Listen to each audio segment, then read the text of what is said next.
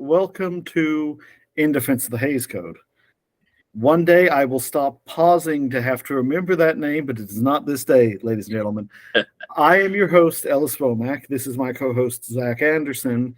And today, though for us it is nearly December, we are covering, we'll consider this a late Halloween special. Because today we are covering Arsenic and Old Lace, or as I called it in the last episode, it's the Great Pumpkin, Frank Capra.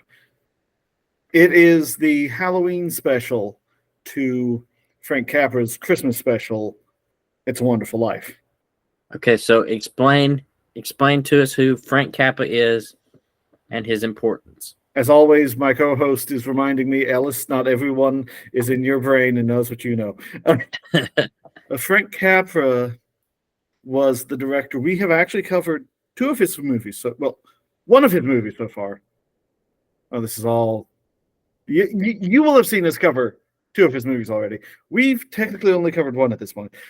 He directed It's a Wonderful Life. And It Happened One Night, amongst others. Right.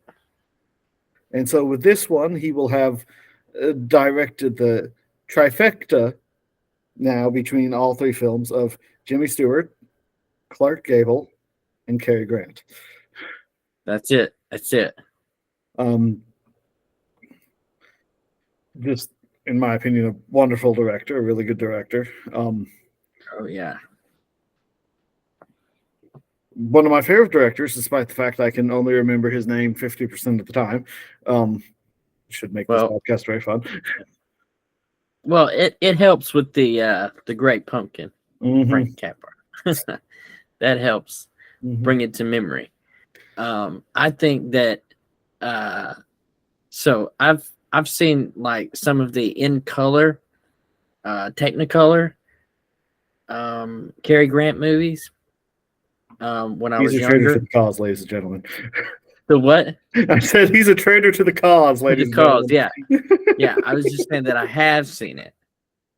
And so I knew he could do some comedy. But I had not seen physical comedy from him, like in this movie. He goes off the rails.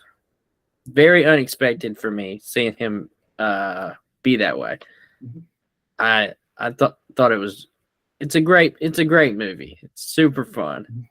Well, what's funny, just to get off the bat before we discuss any of it, there's one person I know of who absolutely hates Cary Grant's performance in Arsenic and Old Lace.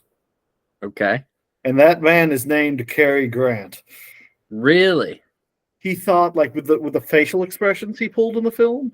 Yeah. He was quoted later as going, that I oversold it. I overdid it too much. I'm going, no, buddy, you're hilarious. Yeah. Look after yourself. It needed to be over the top like that because of what was going on. The whole movie's over the top. Yeah. It feels very much like almost a Looney Tunes cartoon. Yeah, it does. Yes, it does. That's a great analogy. So the way that it starts off is so just unique in these older movies, like so somewhere in Boston, and then it's like but with the writing the way it is, very much Warner Brothers Looney Tunes, and then it's like, and then over here, and it's like, and we'll stay with that. I'm not quoting it directly, but yeah, these two people are trying to get married. I think it's a very odd beginning, personally. The way, so he's wrote a book, and he's known for being a certain way, having certain feelings towards marriage.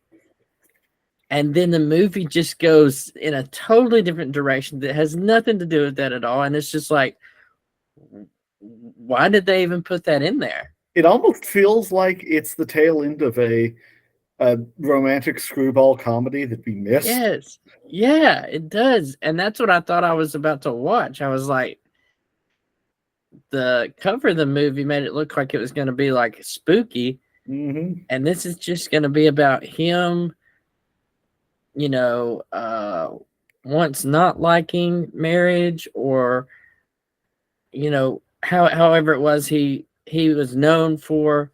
And then it's like, okay, I'll get married, or will he not, like that. That's kind of the movie, and that is in there, but it's such a subplot, you forget that that's even going on. And sometimes his wife just wanders into the frame occasionally, makes a couple comments, and then just vanishes. fiance. Yeah. Well, no, by that point they're married. Oh, that's right. Wait. Yeah. They do get married right at the beginning. Because the whole thing is, she's right. Like, I've got to go get ready. I'll come pick you up, ready. And then the plot just hits him like a freight train. Yeah, he goes and visits his two aunts, and who is the who's our buddy who runs up the stairs occasionally? I'll put it that way. The cousin. Oh, that's so good. Oh man. So I love comedy that is just super random and unexpected. That doesn't really fit with the story. And man, that character, it's like, what is going on? Why do they have him like that? And so he's my top favorite character in the movie. And the ants are hilarious. They're so matter of fact about the jobs that they have and the acts of kindness, that they help out with. Meanwhile, Cary Grant is losing his mind.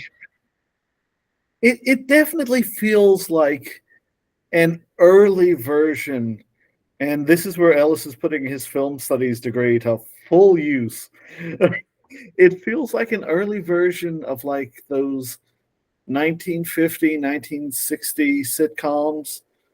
For instance, like Green Acres, where you'll have like a cast of crazy, kooky characters, and then like one guy in the middle who's the only sane person going, why am I here? Yeah. How did I get here? How Mr. do I Haney. Yeah, exactly. Yeah. It has that sort of vibe to it, like a very early version of that. I like that. Yeah. Those shows are so good. Those type shows where there's that one person that sticks out that is like, am I the only one who sees that this is crazy? And yes, they are the only one that sees it's crazy. But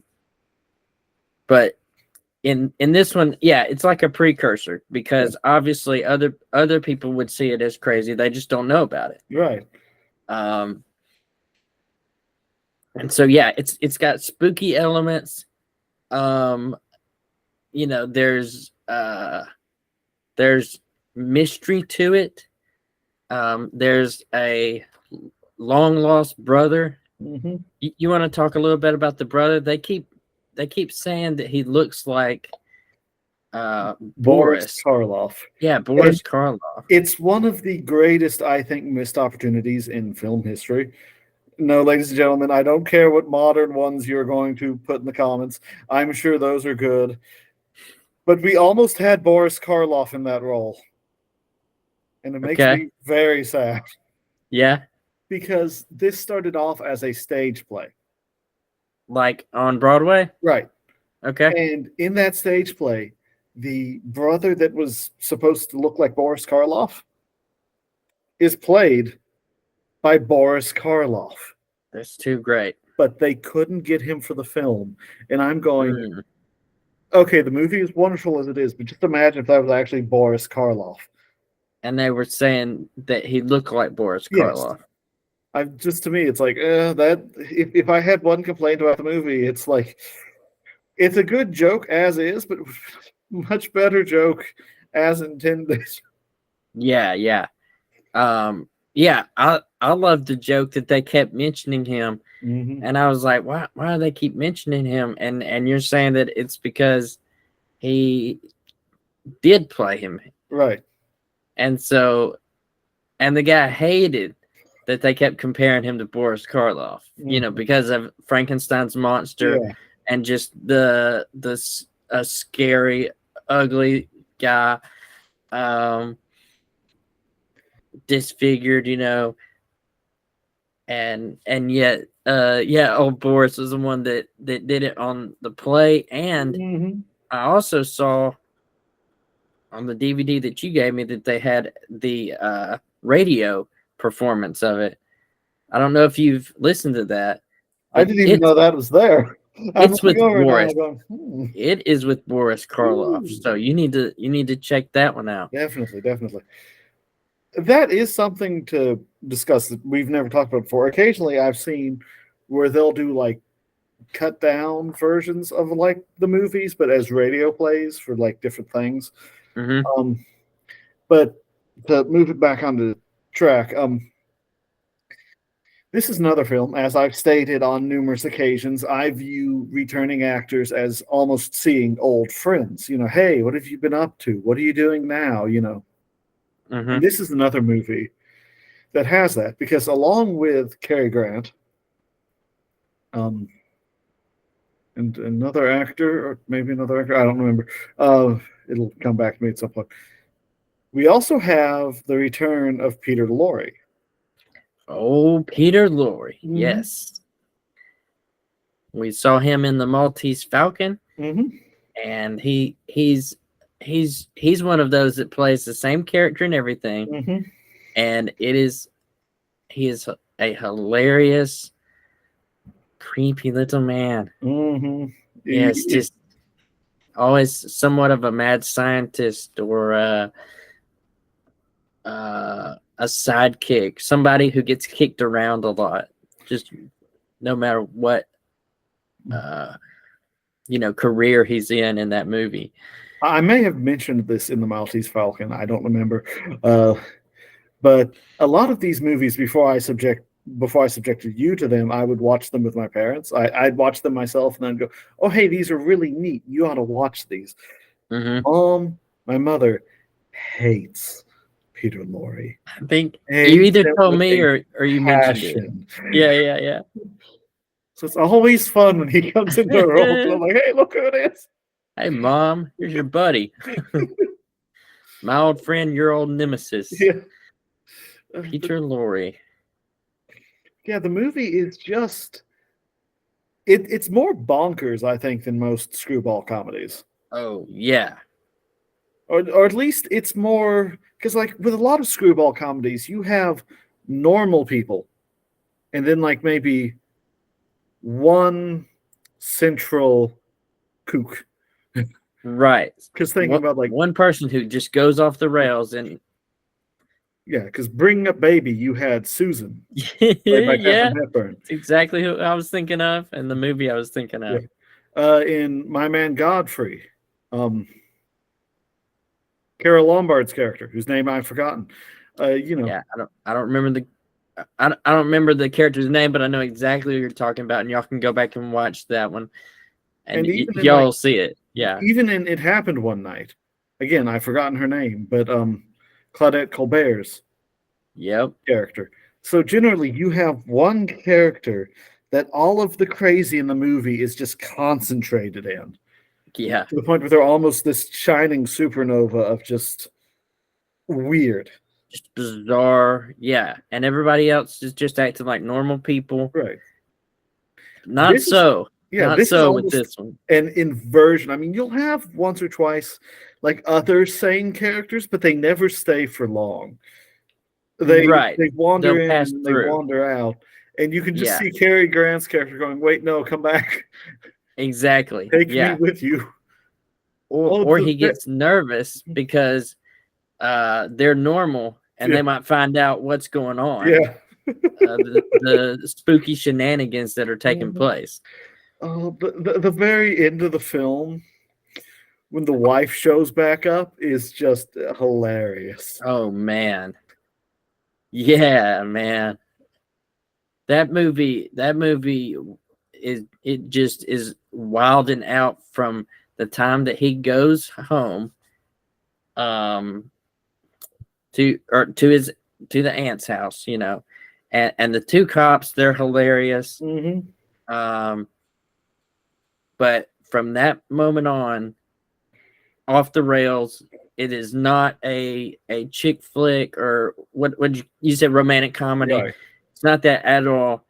But that's one of the things that I liked about it was just the shift in tone was just like wham, and it's like whoa, what has been going on, and why are they the way they are, and then just Cary Grant trying his best to get it in his mind what's happening, and then find a solution for it.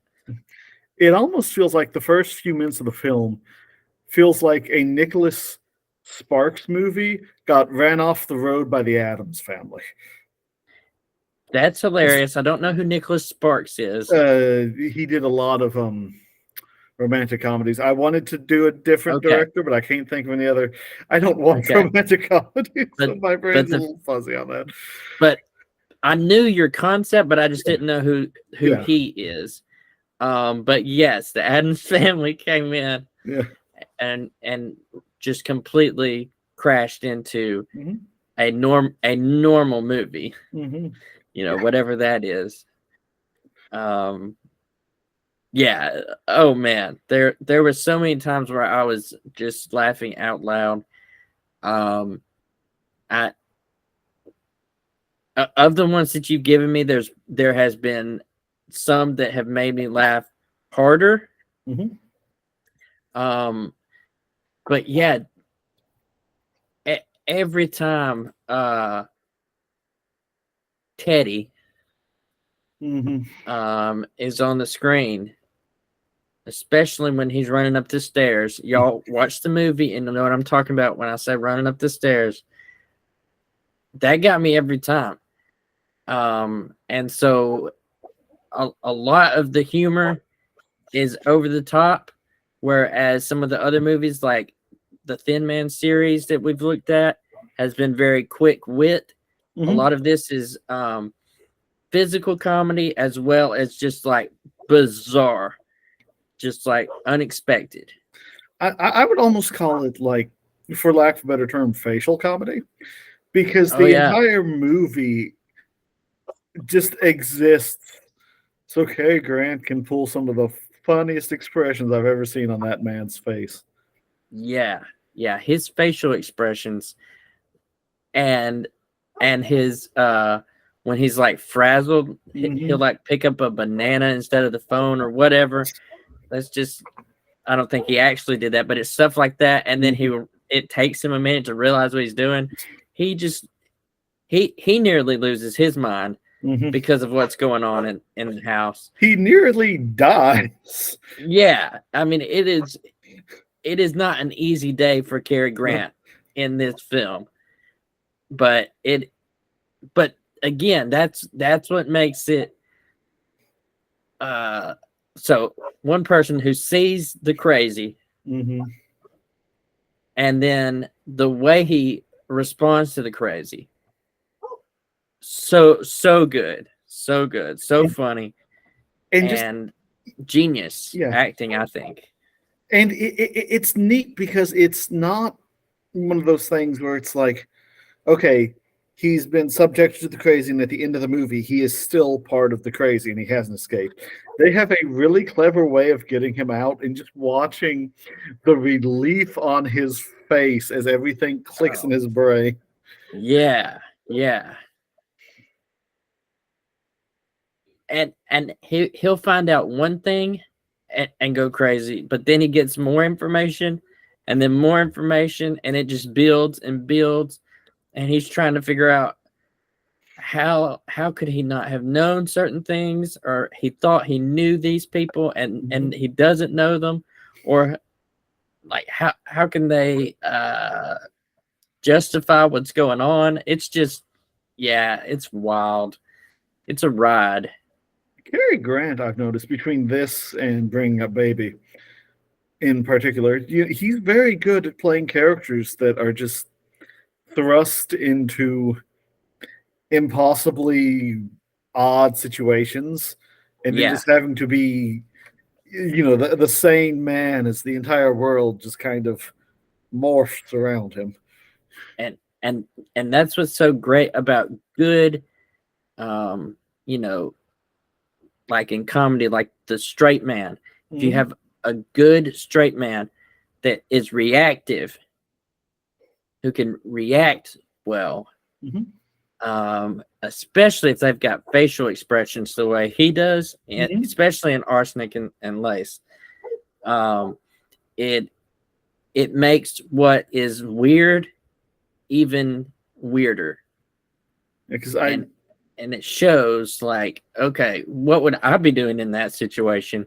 Probably freaking out like he was. The scene that always sticks out to me is when he opens the window seat, looks For the in first it. time?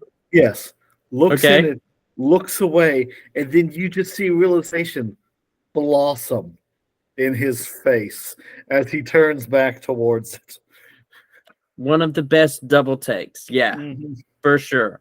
A quality double take. Yeah. Take note when he opens the window sill as you watch it. His pause and his comedic timing of looking back. Yeah, I totally agree. That's a great shot.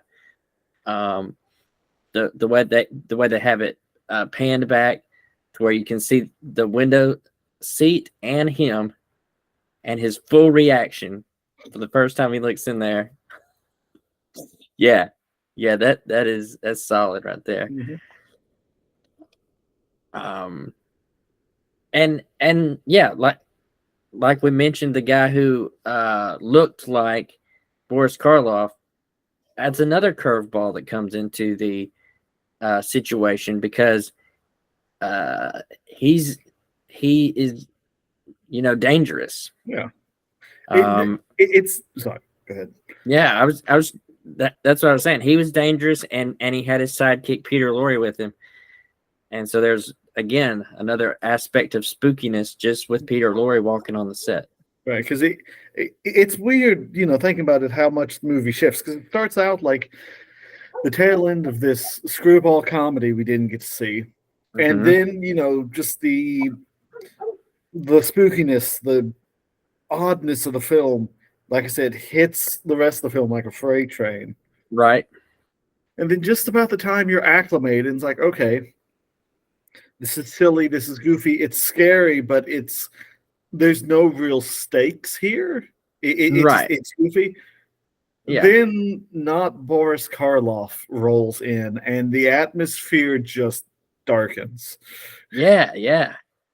It's like, oh, here's the bad guys. Yeah. At first you think these people are the bad guys, and then you're like, oh no, now we have real bad guys, and you kind of are in your mind kind of going what through Cary Grant's going through, like, how are they going to get out of this? What is going on with this? Now, I want to make one thing clear. I made a big deal about how, it's not Boris Karloff. The actor who plays that role does an amazing job. I don't want to make it sound like I'm saying he doesn't. He does a really good job. Okay, yeah. He is genuinely terrifying at points. Yeah.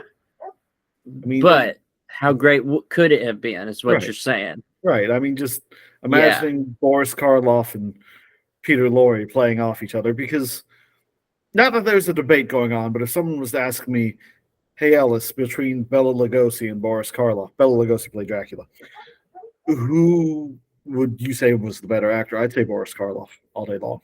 Yeah, me too, man. I love Bela Lugosi, but yeah, Frankenstein's monster, The Mummy, yeah, He has more range, in my opinion. Yeah, and he just seems to be like, even without makeup or anything, he's just okay, kind of like Vincent Price. Mm-hmm. He's just got a scary demeanor to him. Oh yeah, he's definitely he's one of those actors where it's like, I mean, maybe you could do a leading role as like a romantic comedy, but I don't see it, man. It'd be wild. It'd be interesting to see. Yeah, because there's just that very prominent brow, right? And like you were saying, the guy who does do the not Boris Karloff role in this movie, he pulls it off very well. Mm-hmm. And he plays a type of Boris Karloff that is, well, you said it turned the mood darker. Mm-hmm. When he came on the screen. There's a menacing aspect to him that Boris, just seems to have naturally. This Mm-hmm. guy really brought his A game to put that on the screen. Meanwhile, it's still a comedy. Meanwhile, it's still spooky. Meanwhile, all these things are going on. And yeah, it's just, go watch the movie, man. Mm-hmm. Folks, ladies and gentlemen at home, go check this one out.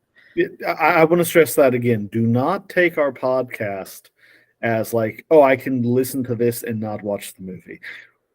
With the exception of one that we had to break down because we had to break it down, we do our best here to say as much with as little as possible to force you to go watch the movie. Because first and foremost, that's what this podcast is about. It's about wanting to bring more attention to these old movies. So please do not just go, oh, well, the boys at In Defense of the Hays Code talked about it, so I can say this. No. Form your own opinions, please. Don't 100%. Just take my word, as, oh, he knows what he's talking about. I act like I know what I'm talking about, ladies and gentlemen. That's the trick. That's the trick. Well, we know what our reactions and our opinions are, and so we're just stating those, but only you can know what your own opinion and reactions are. So yeah, man, that's good to remind the folks at home of, like, take the time, watch these movies, find them on eBay, whatever you got to do. Because there's some of these, there's nothing like watching it for the first time. Oh man, yeah. Well, you were talking about the one that we talked about for so long, that one time, best years of our life. Mm-hmm. Yep, you got to watch that one because for yourself. We can tell you all day long, oh, this one's my favorite, but I want to hear what y'all's favorite is. I don't know why this turned into a PSA, but here we are. Well, we need y'all commenting on the videos and in the letting us know what you think, because like it's genuinely interesting to us. Mm-hmm. Yeah, like we like talking about this, or we wouldn't be doing it. Right. Like I said, it's just sort of become my mission to make sure that people know about these old films, and the only way that I can, know that I did my job is if people come back and comment and talk about it and go, oh yeah, well, I liked this film. Well, I didn't like this film. In fact, I've mentioned it to you before. And again, I don't know why we're getting off on this, and I'll try to reel it back in here eventually. I'm hoping one day we can hold debates on films that you liked and I didn't, or that I liked and you didn't. Yeah. That'd be cool. I think, but yeah, reeling back onto topic, because we let Ellis wander far afield, and now we've got to walk him back. And as we walk you back, like the movies that we've looked at have been movies that we've both enjoyed. Mm-hmm. Like that's just they're that good of movies. Obviously there's people who don't like some of them and like some of them more than other ones. But I try to give a rating to everyone. And as far as Arsenic and Old Lace, I would give it a 7 out of 10. I know I give a lot of them 7s, but it's because every now and then we get those 9s and 10s. I've got to hold off for those. Right. like the classics and the ones that just just come in swinging. This one was great comedic wise, the tone changes, everything that we've discussed. Yeah, a solid 7+ if we had pluses. I would also give it a 7 because, like I said, my one thing is like, how cool would it have been to have Boris Karloff? But to me, 7's like 9s and 10. 9s and 10s are like, oh my goodness, that's amazing. Like 7 and 8, that to me, that's comfortable. And there's nothing wrong with being comfortable. Yeah, and it means it was enjoyable. Right. Yeah. So yeah, overall, Arsenic and Lace, for me being a first-time viewer, was not something that Ellis does not give me any okay, so here's what this movie's like beforehand. No, he just throws me into it. I think the only one I've given you was on that one movie, which is You'll Need a Tissue. Right. Yeah. He let me know that one was going to be emotional, and he was correct. It was a kick in the chest. But all the other ones, it's just what I can figure out from the case of the movie or the title, and then I just put it in and I roll with it. But yeah, so just as he's introducing me, I think that's what he was getting at. He also wants to introduce y'all to the same thing. Right. And so, yeah, it's a blast for me because I'm getting to watch fun movies that I probably wouldn't have seen. And I'm getting to talk to somebody about movies when most of the time I'm like, this old movie, and people are just like, what is this guy doing? Yeah. Talking about old movies when there's only colored movies matter. Brought to you in Kodak Technicolor. Yes. Well, this has been In Defense of the Hays Code, ladies and gentlemen. And over the next couple of weeks, I say that because I'm not sure what order things are going to be in yet. We will be bringing you a reunion of sorts of old friends of the channel, namely namely Katharine Hepburn, Jimmy Stewart, and Cary Grant, all in one film together. All right. Philadelphia Story. It's going to be a blast. And then, ladies and gentlemen, it's going to be Christmas. Well, you've already seen... Oh, no, this is going to be confusing. We haven't recorded it yet, but you've already seen it. That's like one of those Christopher Nolan films. It's in the future, but it's already happened. And I wouldn't have brought it up, but I'm already here. We haven't recorded it yet, but hopefully by this point you'll have seen us talk about It's a Wonderful Life and hearing me trying to go, well, this is our first episode, but you'll know the struggle that I've went through that I don't even know that I've went through yet. But yeah, and y'all now understand the struggle I go through every time. Just trying to talk to Ellis. All right, well, ladies and gentlemen, this has been In Defense of the Hays Code. I'm Ellis Womack. That is Zach Henderson, and I have nothing but movies and time.